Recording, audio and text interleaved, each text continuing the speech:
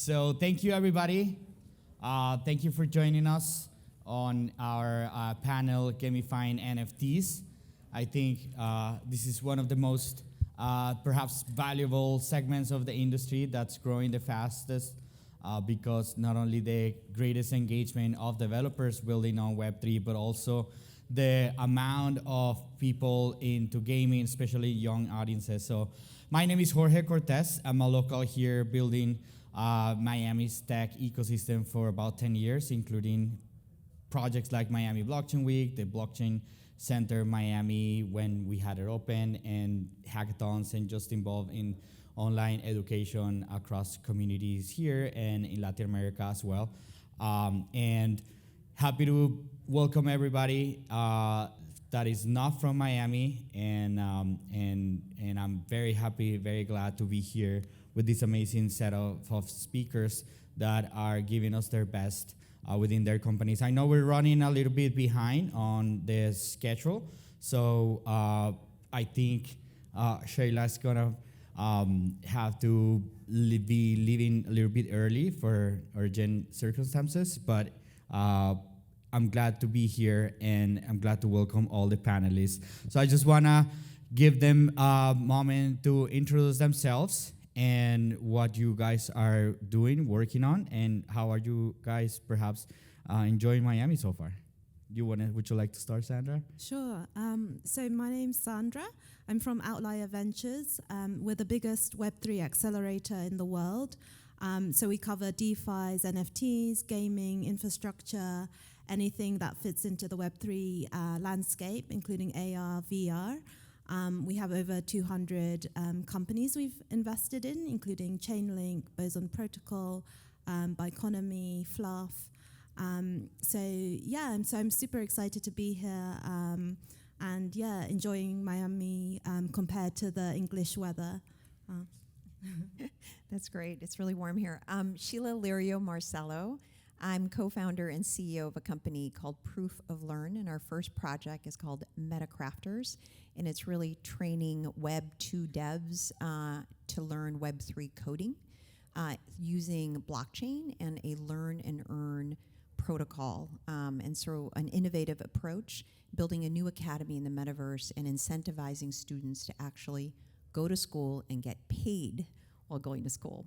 So having a ton of fun, and prior to this, I started a company called Care.com and then sold it, took it public, and I'm also a venture partner at NEA. Happy to be here. Welcome. I want to learn more about your Web 2 to Web 3 because I have people I want to recommend to that. My name is Jonathan G. Blanco. I am the founder and CEO of Niftmint.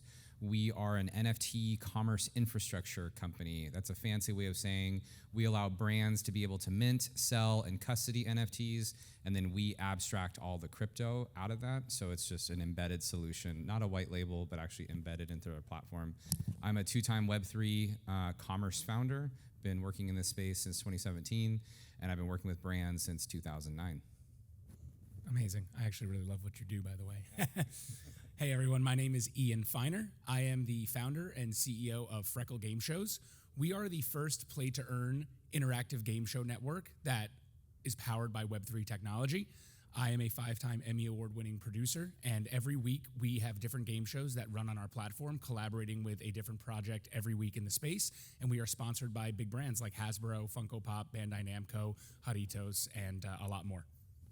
I love game shows, so I'm excited to learn more about Do you like trivia?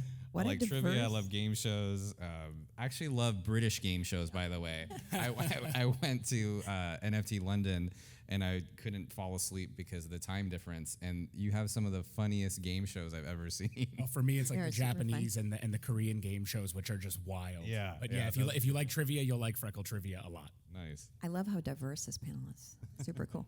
Well, super welcome, everyone. I think we can start from there, from perhaps Web 2 to Web 3, and how is that happening?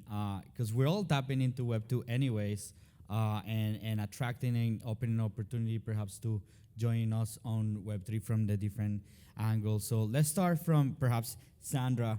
How do you see you guys have have one of the biggest investments, if not the biggest one, into a portfolio of more than 200 companies, accelerating these Web3 companies, and perhaps it's also there's a lot of Web2 components and people that is coming from the Web2 background.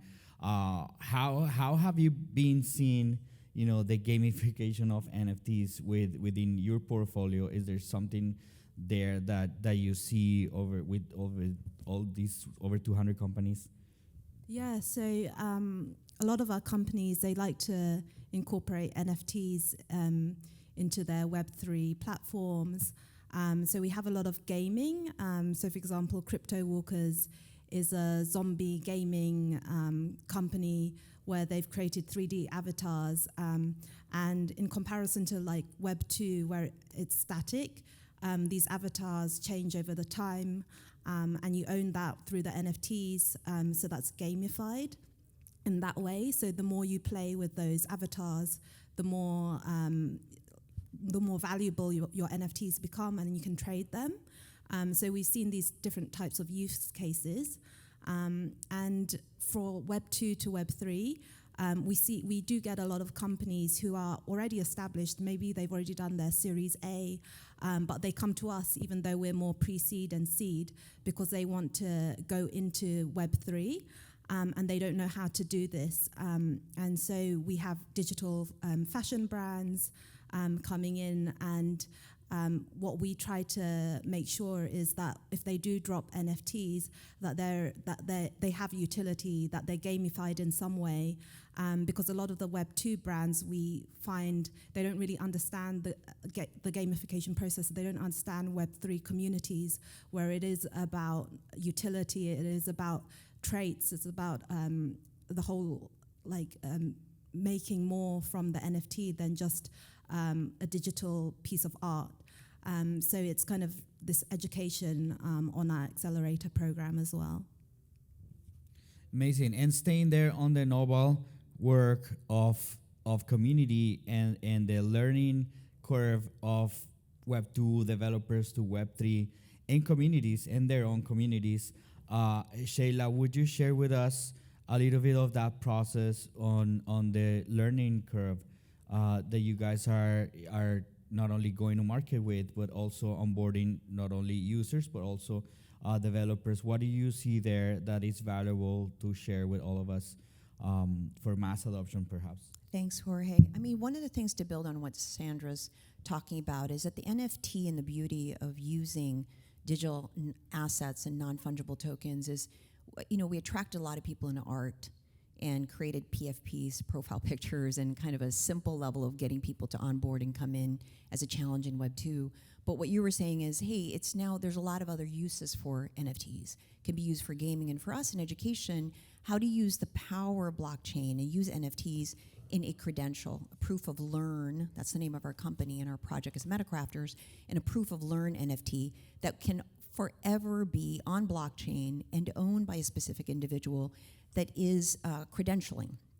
And so no longer is there one massive major and 4-year college degree, that we can actually show proof of skill as an asset that a person owns and is now inscribed on blockchain and will forever be what the person owns. And so that's super cool on how you use the technology. And then another thing around Web 2 and Web 3 is how to use the power of blockchain for tokenization, for incentives. And one of the reasons I decided to operate again after Care.com and go into Web3 is the power of community, as you mentioned, Jorge, where you can build a sense of ownership, right? And so that our students as developers can own Metacrafters with us as we start to build it. And at the same time, use tokens as well to create incentives so they can earn income. It's a stablecoin, USDC.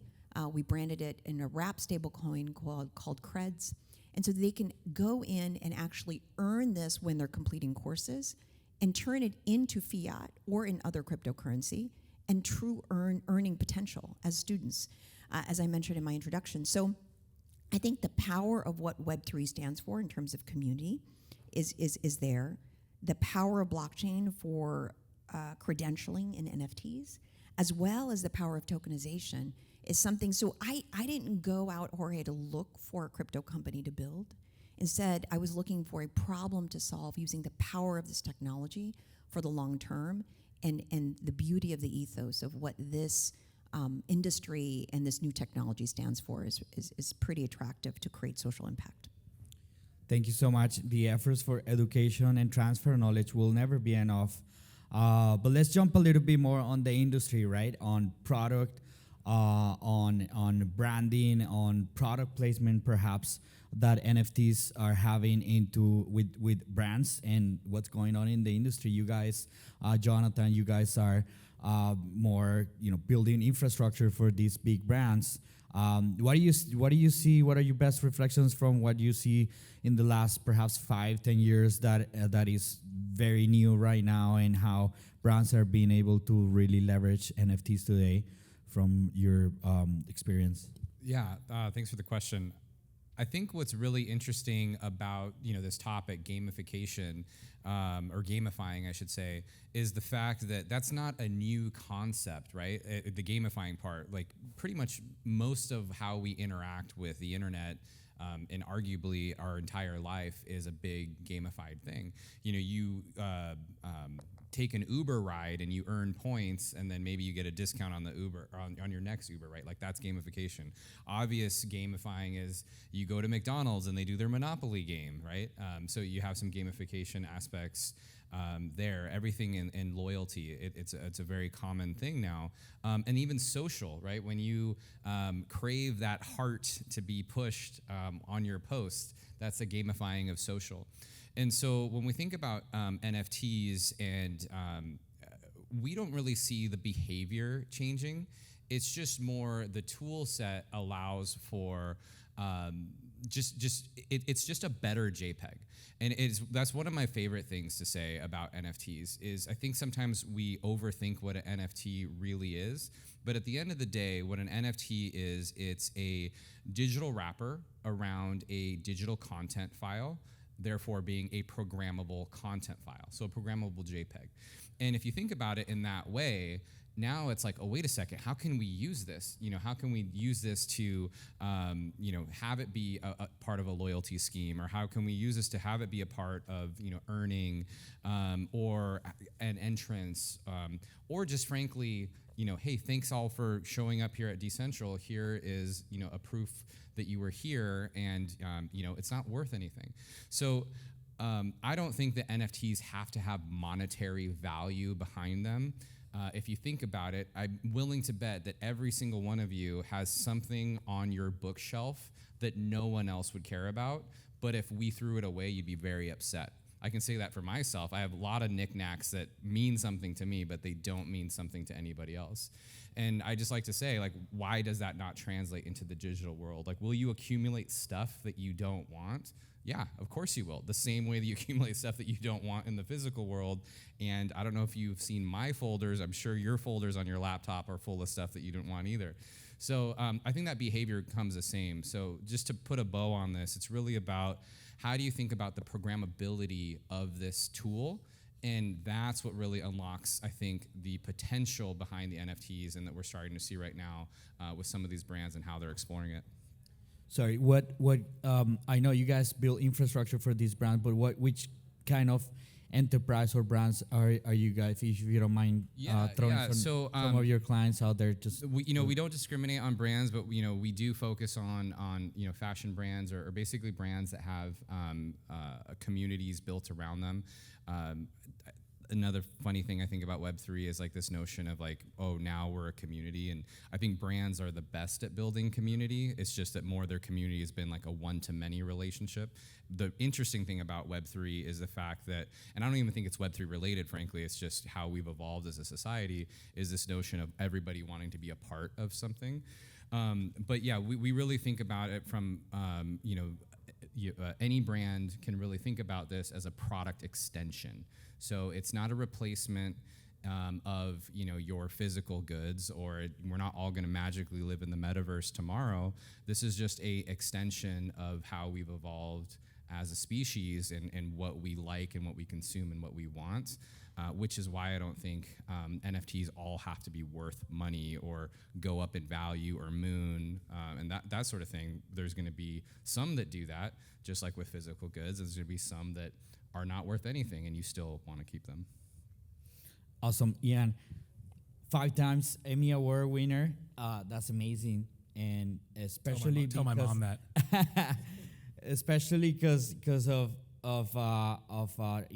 trending brands, perhaps, and when we talk about industry, we talk about big players and big enterprise that they want to take care of their brands, and I don't think they're having trouble understanding the technology, but how do they work out the regulatory framework or the consumer reach, right? What do you think within the same lines of industry out there? Well, I think, look, they have all the money in the world to do what needs to be done, but I think that there's a side issue there, which is connecting with the consumers and the ethos. And I say this all the time, and to echo Sandra's point, there's a lot of issues that brands have when they're trying to connect with what the Web3 ideology and ethos and mission is, especially for founders and communities and builders and collectors, all encompassed into one general thought, right? One general thought process. And they're trying to accomplish 2 goals. They're trying to connect with that ethos and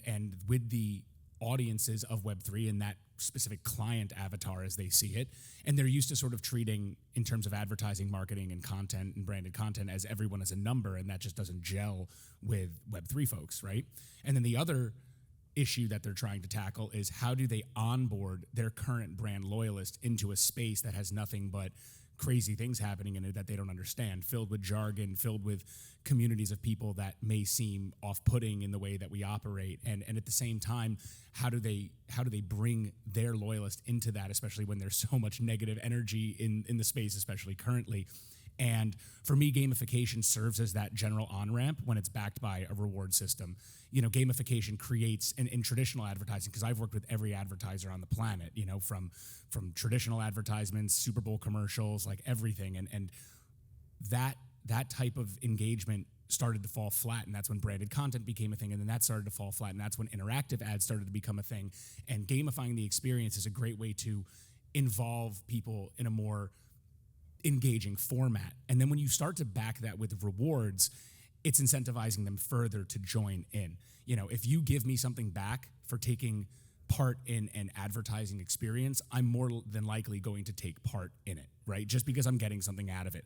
And everyone's so used to getting stuff taken from them, their data, which then gets sold, reharvested, retargeted, and then you get served stuff that you end up buying that you didn't even need because they developed this profile on you.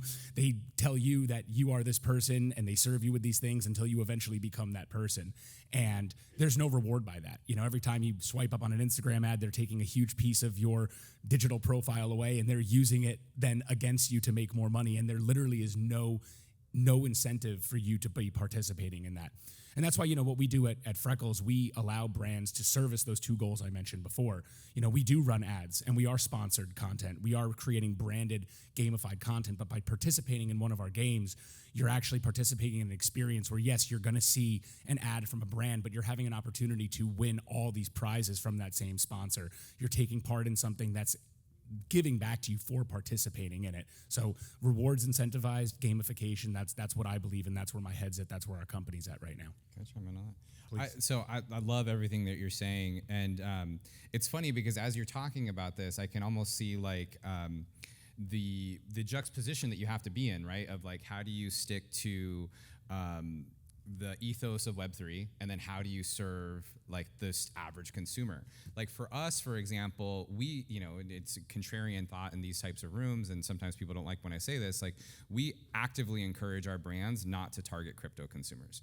And the reason why we do that is because we tell them to target their existing core customer base. Bring them in. And bring them in, right? Because we think that's where all the value is. So as of last count, and it's probably a little bit more now, but in March of 2022, there was only 30 million MetaMask users, right? So to ask a brand to try to triangulate how they find their sliver of customer in those 30 million MetaMask users is frankly very silly. So you all have heard of Starbucks having their NFT moment, and they're going to be they're going to be releasing their own NFT program.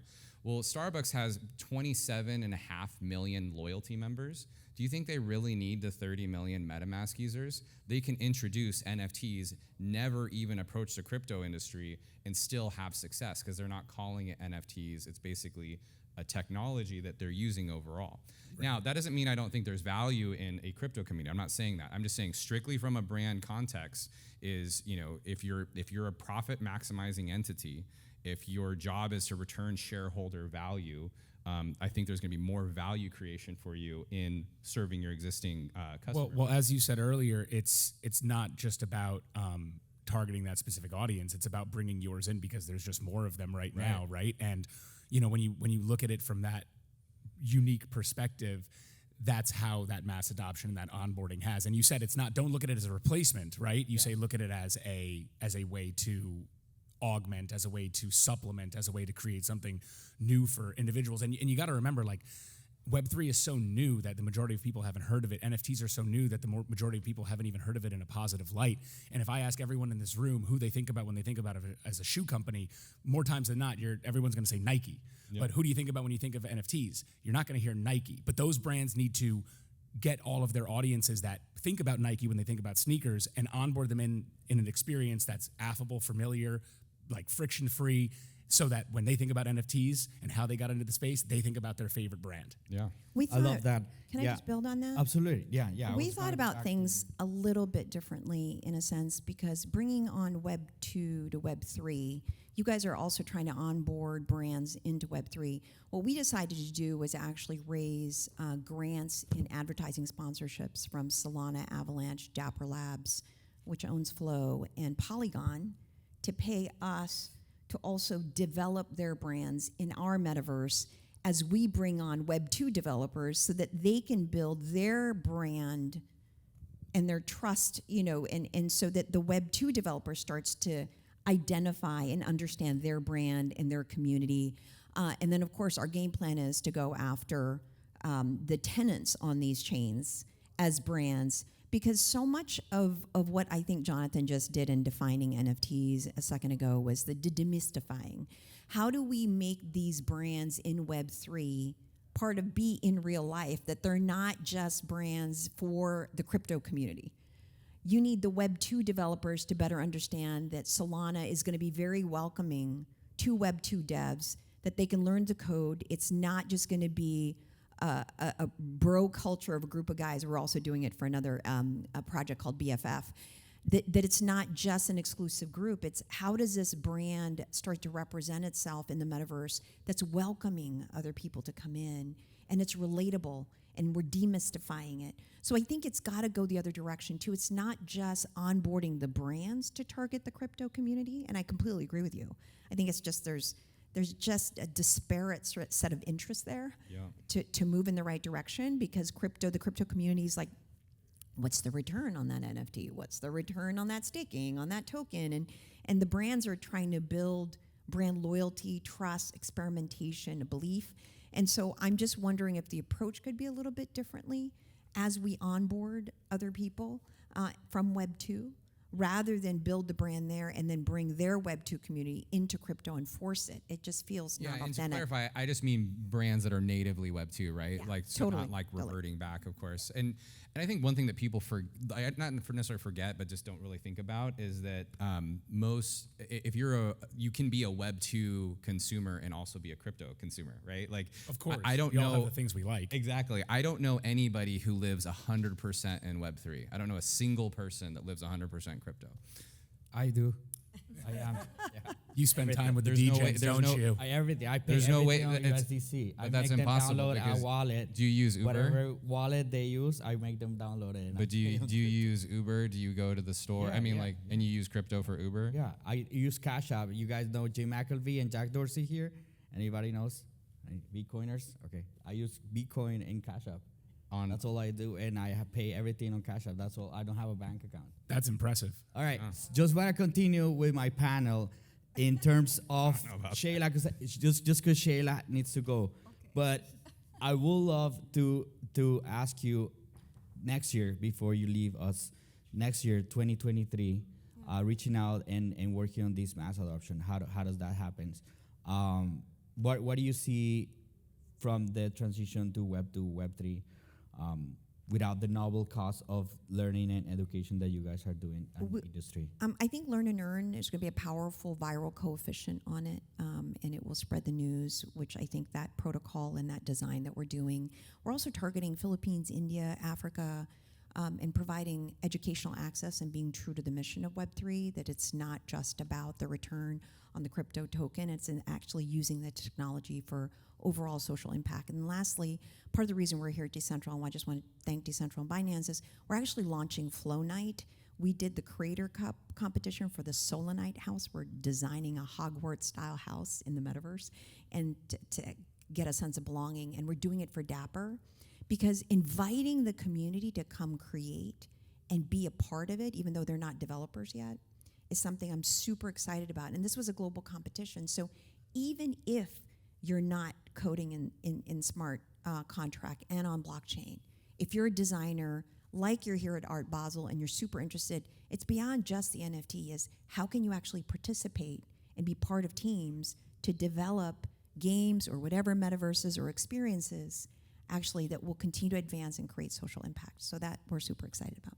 Last question before you even have to go. Which blockchain, which chain do you prefer at the personal level, or do you feel more comfortable with working and overall Okay. That's a deeper conversation as an operator, as an investor, and lots of different hats that I wear. But we decided to code first on Solana, but we are multi-chain.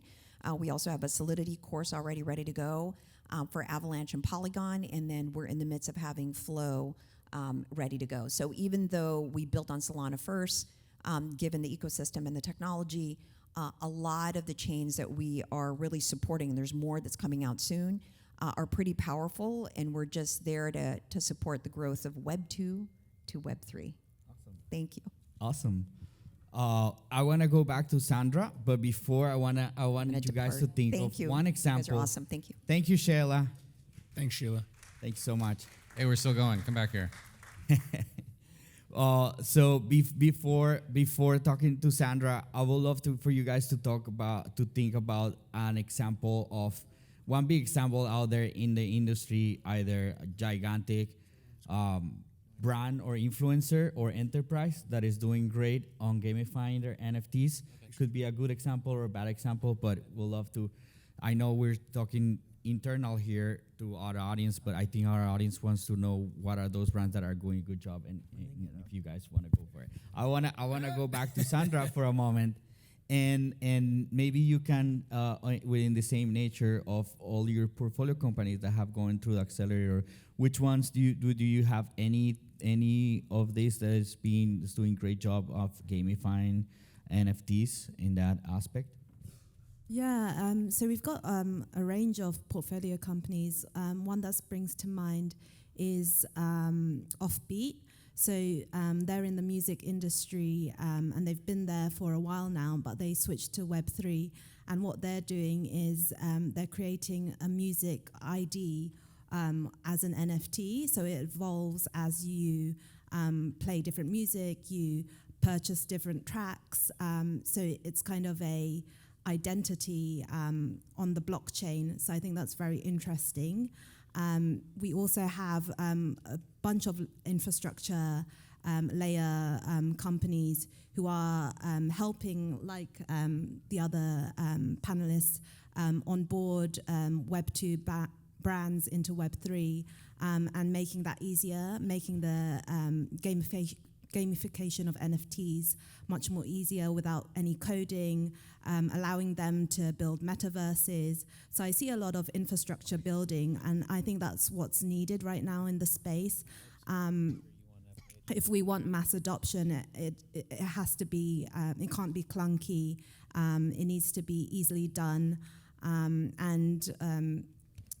gamification, that's the bread and butter of making sure NFTs survive for our portfolio companies to ensure there's some utility and different use cases of them. Awesome. What do you guys think? Yeah, I mean, Freckle's a Polygon Studios project, so I might as well shill our partners a little bit. I mean, I'm a big fan of Polygon and the brands that reach out to them. There's an obvious reason why they've been able to attract so many big brands, from the UFC to DraftKings to Coca-Cola, eBay. There's just an ease of use there. There's low gas fees. There's friction-free onboarding and What's payment the one plans. with Coca-Cola? I'm sorry, I'm not. They've done NFT drops with Coca-Cola. They've done NFT drops with honestly every major brand that has For entered events the space. or how Coca-Cola is? For events and for utility for their holders. You know, they have their plans with eBay, and now Starbucks is building on Polygon as well. Yeah. There's a reason why these brands have chosen Polygon and why we chose Polygon as well. Like I said, it keeps the gas low, it keeps things easy, and I think in a unique case specifically, we could talk about DraftKings and DraftKings Rainmakers. This is something that did not replace their traditional betting or their traditional fantasy football platform, but created something on the sides for people to be able to earn different types of rewards, play the same fantasy football game that they're used to, but do so in a way that is familiar to a Web3 audience. And they've been transitioning through Rainmakers a lot of individuals who are already familiar with fantasy football into that space, which is why you have to, I think, appeal to a broader audience if you're going to start gamifying NFTs, create something that the masses can sink their teeth into before they get bombarded with all the complexities. Yeah, no doubt. You know, whoever runs business development at Polygon needs a raise, because Shout out to Jack. Shout out to Sal. Does a really great job of those partnerships. I don't know that. I think the best brand that people would recognize that has done a good job with this, and they're using Polygon, is Reddit. Right, absolutely. Yeah, what Reddit was able to do, especially in a gamified context, they basically turned on 3 million wallets, which is more than OpenSea wallets, for example. And I just think they did a good job of, again, thinking about their core customer, making it available to them with just a few clicks. They didn't force them to download crypto wallets or any of these sort of things. It's all done inside of the platform. And I just think that's the smart way to do it. So, I've seen a lot of brands who have, told their customers to find ETH and then, download a MetaMask wallet and connect it to token gating and all these sorts of things. And, me being someone that's been with brands for a long time, I'm actually anti-token gating. I think token gating is really silly from a brand context, because when you think about exclusivity from a brand perspective, usually exclusivity has to do with price. It's less about limiting your audience right out the gate. Maybe in some aspects of it, but for the most part, it's price driven. So I just think token gating is interesting for other reasons, but not for limiting who has access to your again, this is strictly from a brand context, brand perspective, brands that we recognize, et cetera.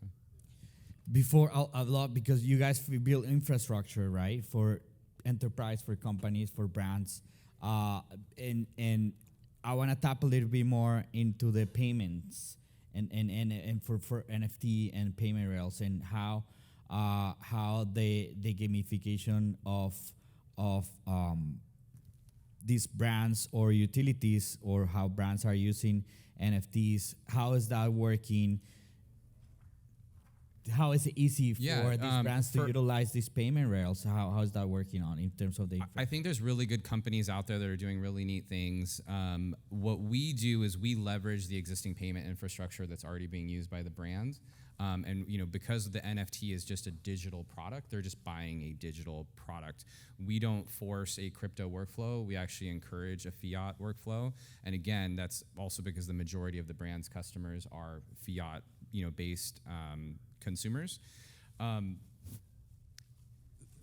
When if we all went to, I don't know, name a country, we went to Japan, right, and we pulled out our Visa card and we bought something, we're not all of a sudden converting USD into yen and then purchasing the thing, right? Visa just handles that for us, and then later we get that exchange. And And that's how simple it needs to be, again, from a mass consumer brand user context. And then the other thing too is that if you do have crypto, some of these cryptos that people have, like, why would you want to spend it on a $10 item, $100? I've always had trouble rationalizing that, unless you're going to be like buying it spot. I just but again, that comes now to like a fundamental belief system. So I don't want to put my fundamental beliefs on any of you, but No, it depends on what it is. No, I agree. I mean, it should be easier. That's why the way we onboard people, and we don't have any payment structures built in, but we allow people to connect to MetaMask or an ETH wallet or a Poly wallet if they want, or they could put a phone number in with our partnerships at Magic Link, and they could create an ETH-based wallet right into the platform, and they don't even realize that they can start collecting crypto through that or trading NFTs through that, but it's just an authorization for our platform. It's a way to get them on chain and start earning. Are you doing anything for fiat payments at all, or no? Not yet. No, we haven't launched an NFT or a collection personally because we didn't gate any access to anything. Our platform is entirely free to play and play to earn. And that's why we didn't do it that way. So right now, there's no necessary gating involved. Just onboarding, and like I said, as easy as a phone number. Yeah. Sandra, we don't have any time. Okay, well, we're gonna cut it right now. So thank you guys. I didn't see the 5 minutes call, but we're here. Thank you everybody for coming. Your speakers are gonna be here if you guys want to talk to them and throw them more questions. But thank you so much. Thank you to Dcentral, and thank you for betting on Miami one more time. I appreciate it. Thank you so much, and I ask you for a big round of applause to our speakers. Thanks. Thank you, Jorge. Thank you. Yeah, Thank you, everybody. Thank you.